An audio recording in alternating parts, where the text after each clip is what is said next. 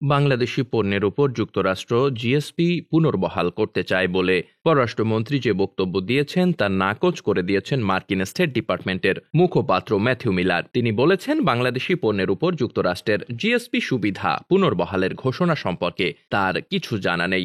যুক্তরাষ্ট্রের স্থানীয় সময় সোমবার স্টেট ডিপার্টমেন্টের সাপ্তাহিক প্রেস ব্রিফিংয়ে বাংলাদেশি সাংবাদিক মুশফিকুল ফজল আনসারি বিষয়টি সম্পর্কে দৃষ্টি আকর্ষণ করলে এমন মন্তব্য করেন মিলার। সম্প্রতি বাংলাদেশ সফর করে যাওয়া যুক্তরাষ্ট্রের সহকারী পররাষ্ট্রমন্ত্রী ডোনাল্ড লুর সাথে সাক্ষাৎ পরবর্তী সংবাদ সম্মেলনে পররাষ্ট্রমন্ত্রী ডক্টর হাসান মাহমুদ জানিয়েছিলেন, যুক্তরাষ্ট্র বাংলাদেশি পণ্যের ওপর থেকে তুলে নেওয়া জিএসপি সুবিধা ফিরিয়ে দিতে চায়। সোমবার পররাষ্ট্রমন্ত্রীর ওই বক্তব্যকে উদ্ধৃত করে ওই প্রবাসী সাংবাদিক স্টেট ডিপার্টমেন্টের মুখপাত্র ম্যাথিউ মিলারের দৃষ্টি আকর্ষণ করেন এবং এ ব্যাপারে তার মন্তব্য জানতে চান। এর জবাবে মিলার বলেন, জিএসপি সুবিধা পুনর্বহালের ঘোষণা সম্পর্কে তার কিছু জানা নেই। 15 মে গত বুধবার দুপুরে রাজধানীর সেগুন বাগিচায় পররাষ্ট্র মন্ত্রণালয়ে পররাষ্ট্রমন্ত্রীর সঙ্গে সাক্ষাৎ করেন। সে সময় দুদিনের বাংলাদেশ সফরে আসা যুক্তরাষ্ট্রের স্টেট ডিপার্টমেন্টের south and central Asian affairs ব্যুরোর অ্যাসিস্ট্যান্ট সেক্রেটারি ডোনাল্ড লু। সাক্ষাৎ পরবর্তী সংবাদ সম্মেলনে বাংলাদেশের সঙ্গে সম্পর্ক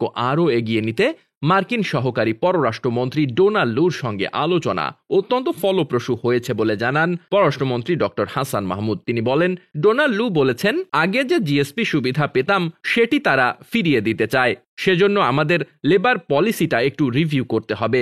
যেটি আমরা রিভিউ করছি সেটি নিয়ে গতকাল আইনমন্ত্রীর সঙ্গে তার বিস্তারিত আলোচনা হয়েছে। Desk report, বার্তাবাজার।